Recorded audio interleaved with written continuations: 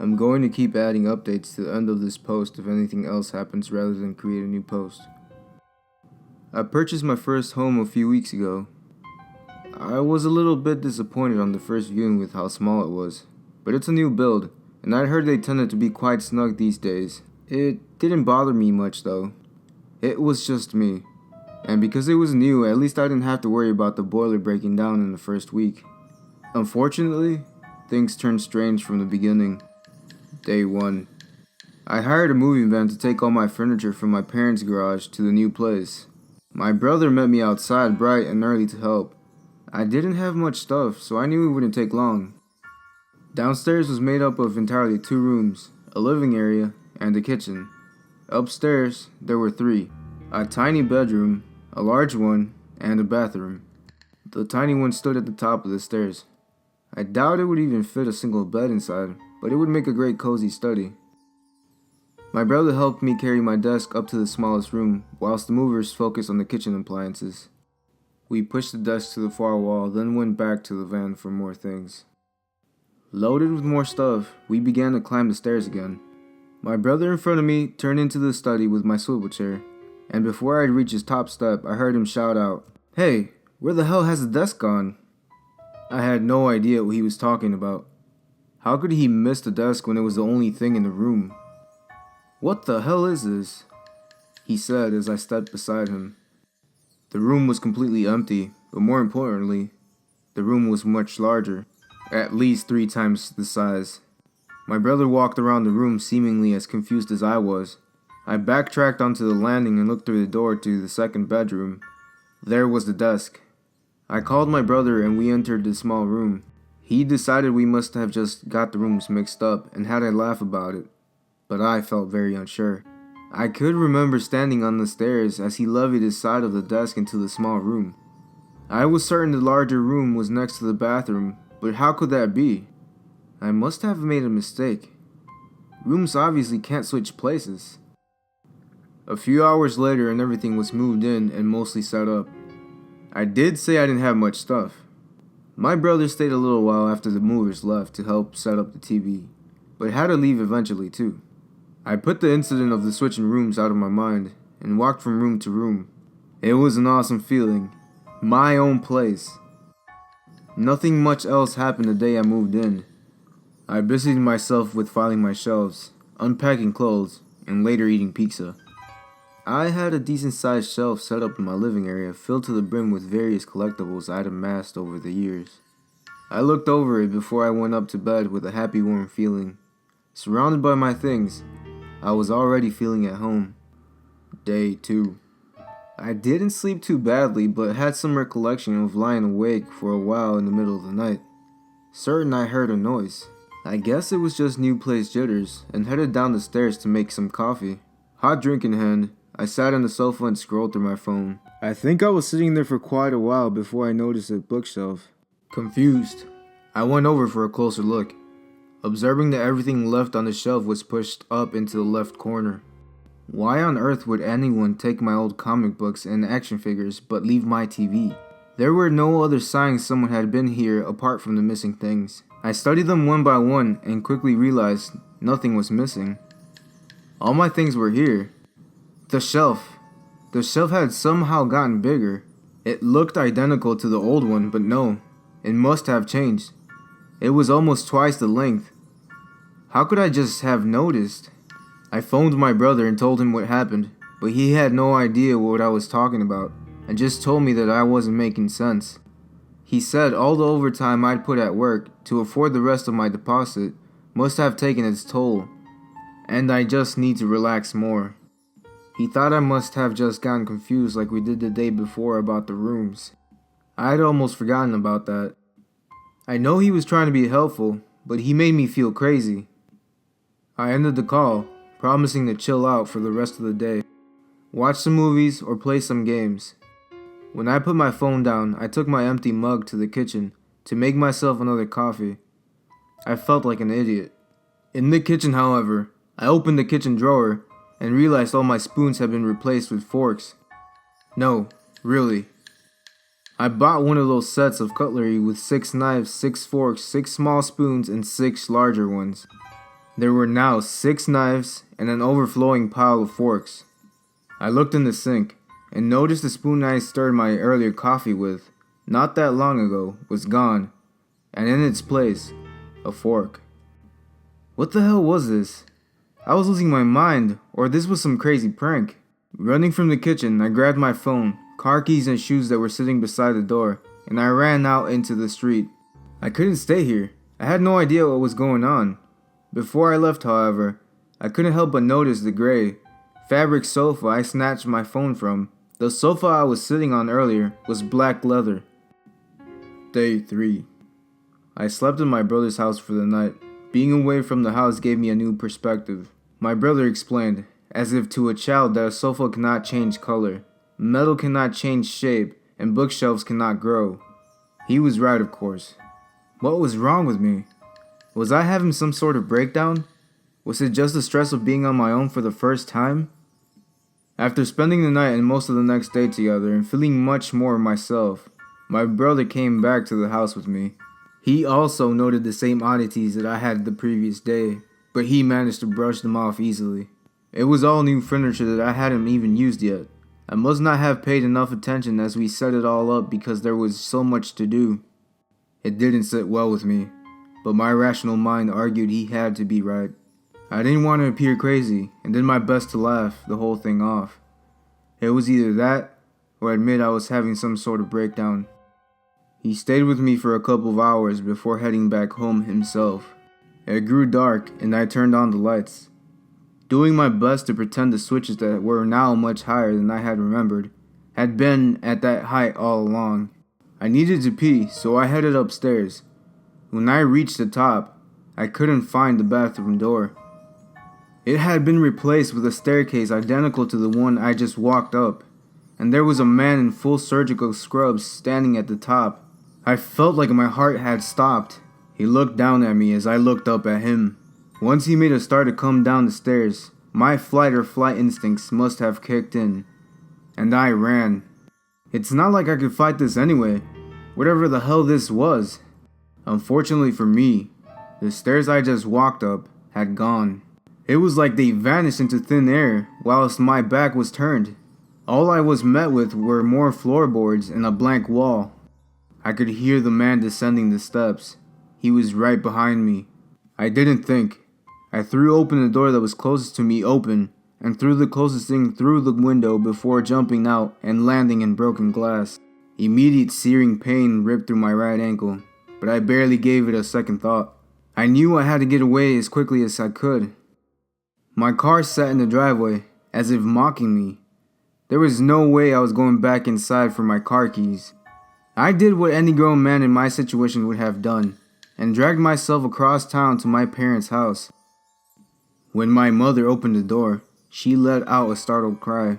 The pain had really kicked in by this point, and I allowed myself to lean against her as she called my father, who was just as shocked to see me. I knew I must look a mess. My hands were bleeding from the broken glass, and looking back, I guess I was in shock. "It's impossible," my father roared after I told him my story. "Houses don't change shape and move around. Tell me again, what did this man look like?" My father is in his early 60s, a retired police officer, and understandably didn't believe what I was telling him. As I sat on the sofa, whilst my mother was doing her best to fix my hands. "This whole thing is ridiculous. Once you've wrapped his hands, Rachel, I'm driving him right back to that house to show him there's nothing there. And let me tell you, if someone has broken in, I'm going to kick their ass." He was getting red in the face now, and this sounded strangely similar to the time when I was 6, and he stormed into the closet to prove there wasn't a monster inside. But all I could hear was the part about going back to that awful place. "I'm not going back to that fucking house. Not ever." "How dare you speak like that in front of your mother?" he responded, quite scandalized. I wanted to scream and hit something, and scream some more. They clearly already thought I was unhinged though, so with a deep breath, I apologized. "I'm sorry, Mom. I'm not going back there though. There's something going on that I can't explain." Sighing, my father made a move for his car keys. "I'll go myself then." I stood up to protest, but he was already halfway out the door. I followed and shouted after him, but he got into his car regardless of my protest, and I watched his lights fade as he drove off. I felt sick. I knew I could have handled it better, but fuck, I couldn't wrap my head around what was happening. My father had never been the type to think things through, but he loved me and my brother all the same. My mother tried to comfort me, but it didn't work. I couldn't let him go inside that place alone, so I called a taxi. It turns out I didn't need the taxi though. Before it came, my father's car pulled into the driveway. Relieved, I staggered out on my bad foot to meet him. He was pale and walked straight past me to the kitchen. Following him, I watched as he unscrewed a bottle of scotch. His hands were shaking. My mother hovered over him with worry etched on her face. "Dad?" I said softly. He didn't answer. Instead, he took a large swig from the bottle. I've never seen him do that before. I opened my mouth to speak again before he beat me to it. "You can never go back there again," he told me, trembling. I asked what he saw. The door was open, but I didn't have to go inside to see that something was wrong. Thank the Lord. He took another large swig of the alcohol and offered me the bottle. I ignored it and urged him to go on. It wasn't a house inside. It was an operating theater. I don't know how. I just don't know. I could see the steel table and the tools. A scalpel, I think. There was blood. Oh God.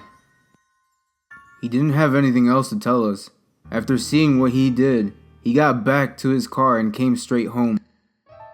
I've been switching between staying here with my parents and spending time at my brother's house.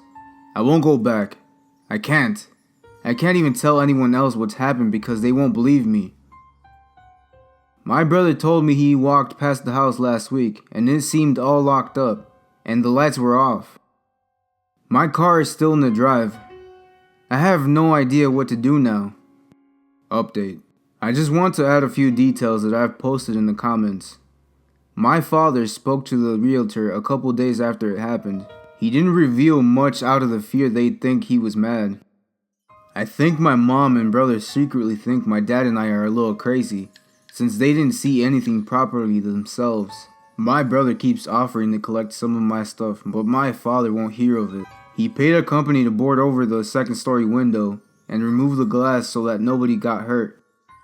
The realtor didn't have much information, unfortunately. The block is full of new build houses. I was the first to live in that one. She did, however, give my dad details for the building company which he contracted. They told him the house construction project was passed to them from another company who had previously tore down a hotel on the land, but that was years ago, I believe. My parents are both religious. My mother more so, but my father said he was going to speak to their priest. I'm really missing my things now. I was coming around to the idea of speaking to my brother in private to collect some of my stuff together, but since typing all this up, I'm feeling really shaken up again. I'll be sure to add more updates. I can't wait this out forever. My life is currently on hold staying here with my parents. Update 2. I've been reading through the comments and there seems to be a mix of suggestions telling me to either never go back to the house or go back and see what happens. My brother has told me multiple times he's willing to go back with me and get some of my stuff, but my dad wouldn't hear of it. Writing it all out for you guys yesterday made me feel sick to my stomach, but I can't help thinking of how much easier it would be to have my own things. I'm even having to loan clothes right now. I waited for my brother to visit yesterday and took him out of earshot of my parents to tell him I was considering going back. As expected, he immediately offered to join me. Knowing our father would be pissed, my brother went into the sitting room to distract my parents while I went off to look for the spare door key I'd given them in case of emergency. It ended up being with all the other keys on a hook in the kitchen. After slipping it into my pocket, I joined them all in the sitting room. So I think I'll take him to see a movie or something. Get him out of the house a couple of hours, I heard my brother say. That was all it took, and just a while after, we were sitting outside of my house. There was nothing strange about it from out here. It looked like every other house in the street. Well, apart from the huge board blocking the window upstairs. As we sat in the car looking at the house, I wondered if it all really happened. My father saw it. It must have. It didn't seem real. Seemingly tired of waiting, my brother got out of the car. He already thinks I'm a bit crazy. I couldn't back down now, so I joined him in front of the house, on shaky legs, and put the key in the door. My brother swung the door open for me, and I looked inside with no idea what to expect. My sofa had changed place. It was in fact my sofa again though. Black leather. For some reason it was standing in the middle of the room now instead of up against the wall. I didn't want to go inside, but my brother had already entered the threshold, and I had no choice but to follow. There were a few things out of place. Most things actually. But together we started throwing things into a bag. My phone, my laptop, my chargers, my car keys, and any clothes that I could find. It seemed every second we were inside the house, the air grew thicker and harder to breathe. "This'll do," I told my brother with my full to bursting bag. "I don't know what you and Dad saw in here, but fuck, does it seem He was cut off by the sound of a door creaking open somewhere in the house. It was followed by what sounded like someone whimpering, without words. We had the same idea, and bolted from the bedroom and down the stairs, mostly jumping the steps. Thankfully, the building structure itself hadn't changed this time, and we were able to find the front door pretty easily. Once we got outside, however, I almost had a full-on heart attack when I saw who was walking towards us. I think my brother felt the same. "Dad, I had to." He waved his hand, cutting me off, and stood beside my brother's car. He was pissed and said we'd talk more later. When I was pulling away, I saw a moving van pull up to one of my neighbor's homes. I think they were a young couple who moved in around the same time as me. I waited and watched a while as the movers began emptying their house. The couple was nowhere to be seen, but I wondered if they experienced something too. Update 3. Just a quick one. I unpacked my things into my old room and 2 of my t-shirts are covered in rust. I didn't notice when I was throwing stuff in my bag. One has gone into the bin, and I've thrown the other into the washing machine in hopes it's salvageable. It was one of my favorites. It's a dark red-brown color, and it stinks. I'm just glad it didn't touch my laptop. It was still wet. Rolled up inside it was a piece of torn paper that was also quite damp. I can't make out many of the words, but a quick look suggests it's a diary entry. I'm going to try to transcribe it for you all soon once it dries a bit. I already put a hole through it just by unfolding it. It might be difficult though, because it's also covered in this disgusting rust stuff. My dad has been speaking to some old contacts, and he thinks he's found out some things about the hotel that was torn down. I'm exhausted. Just want to sleep. I'll be back soon to tell you what he's found out, and type out the diary entry. It starts with, "I've done a terrible thing. Terrible, but beautiful." Update 4. The paper I found has gone missing. I have no idea how. I transcribed it as best as I could, and made my own notes. I'm really confused as to how it seemingly disappeared. I was hoping to go over it again, and see if I could fill in the blanks, or take some photos and ask you guys to help out. Oh well, here's what I have. I've done a terrible thing. Terrible, but beautiful. It was simple enough taking the ones I took. With the medication, they didn't put up much of a fight. The authorities will. Unreadable. It wasn't a pleasant process, but they have transcended now. They seem angry after. Unreadable. They should thank me. Perhaps in time. Not long. Unreadable. I must transcend now myself. My father found out 3 people were murdered by a fellow guest during the night at the hotel which once stood where my neighborhood does. I guess it fits this fucked up note. I'm not going back. Thanks for listening, guys. If you'd like to hear more from us here at Twisted Tale, please feel free to like, comment, and subscribe. And make sure to turn on notifications by clicking the bell. And welcome to the family.